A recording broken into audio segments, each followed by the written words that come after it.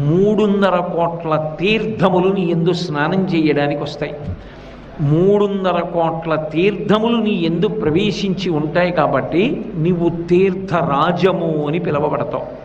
తీర్థము అన్న మాటకు అర్థం ఏమిటంటే, ఒకప్పుడు అంగిరసాది మహర్షులు దీక్ష తపస్సు ఈ రెండు చాలా చాలా గొప్పవి. దీక్ష అన్నమాట యజ్ఞ సంబంధమైనది. ఈ దీక్ష తపస్సు రెండిటినీ చాలా కాలం వహించి వాళ్ళు ఉత్తమ లోకాలకి వెళ్ళిపోయే ముందు కొన్ని నదుల యొక్క జలములలో కొన్ని ప్రదేశములలో నిక్షేపించారు. వాళ్ళు నదీ జలములలో ఏ ప్రదేశముల యందు నిక్షేపించారో వాటిని తీర్థములని పిలుస్తారు.